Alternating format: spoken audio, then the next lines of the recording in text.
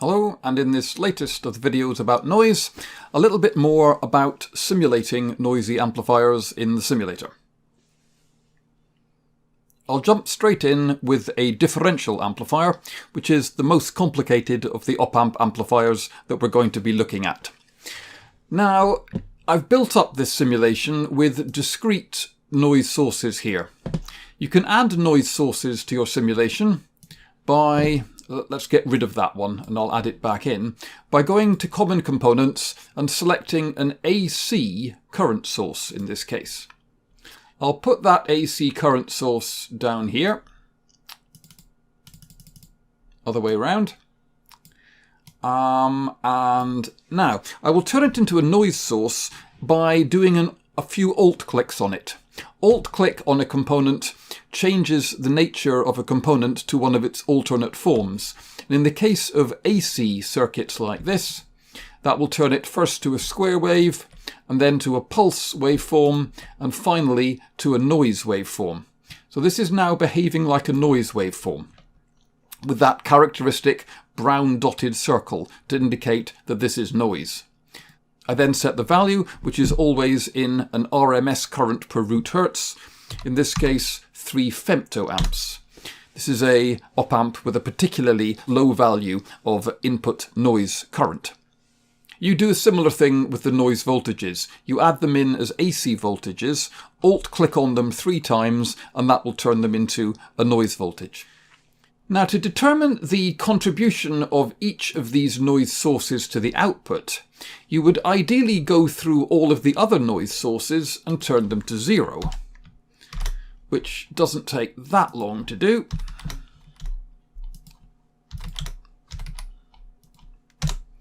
And now we have a noise at the output solely due to the one remaining noise source at the input, which is 3 femtoamps RMS per root hertz. We can see that's giving a contribution of 1.08 nanovolts RMS per root hertz at the output.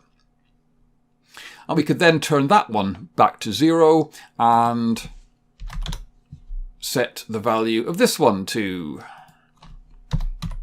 3 femto, and note that that has the same effect on the output.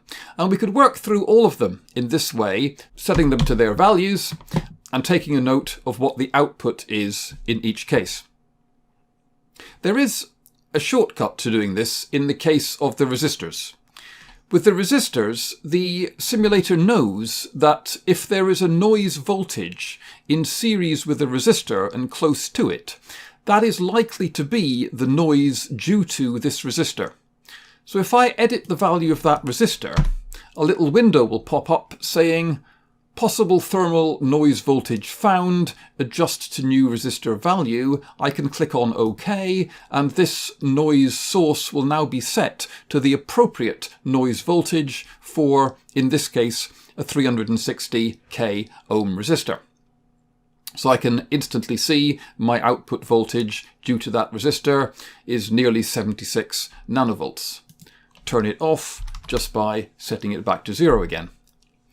That's about it, I think. It does take a little while to build up this model of an op-amp, but there are some sample circuits like this one available as presets in the simulator, which you can download and play around with.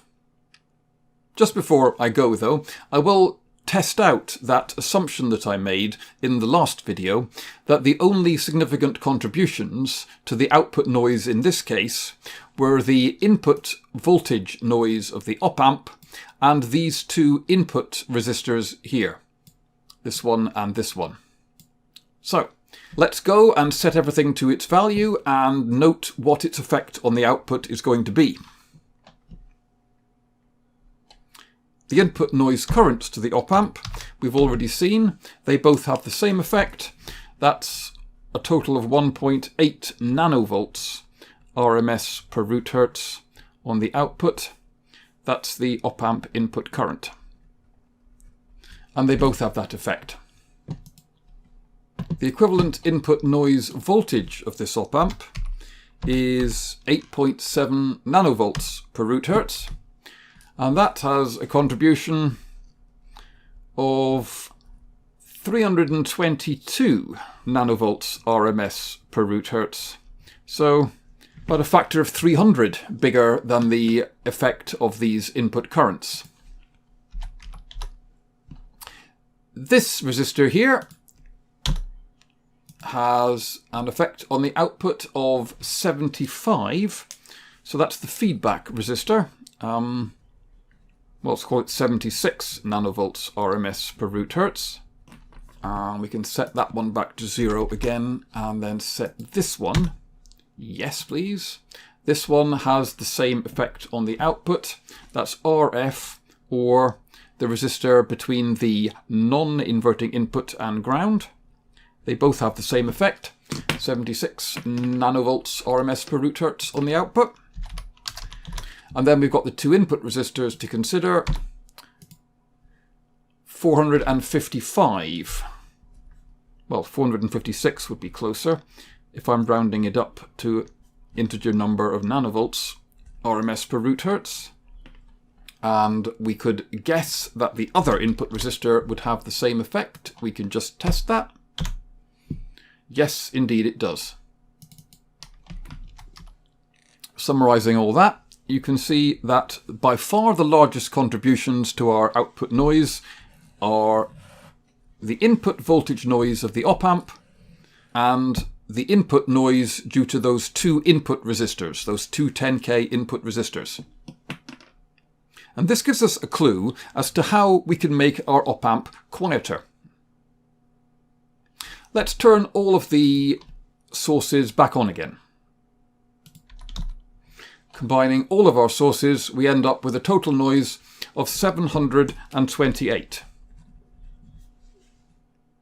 Now, supposing I reduce these two input resistors and these two feedback resistors by factors of 10. I'm still going to get a differential amplifier with a gain of 36, but my noise voltages should drop. 728 is the current level. Let's set this down to 36K, and let's set these down to 1K.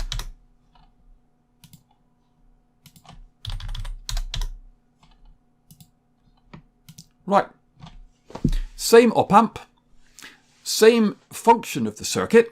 I've got a differential amplifier with a gain of 36, but my total output noise has dropped from 728 nanovolts RMS per root hertz to 382 nanovolts RMS per root hertz. Substantially quieter.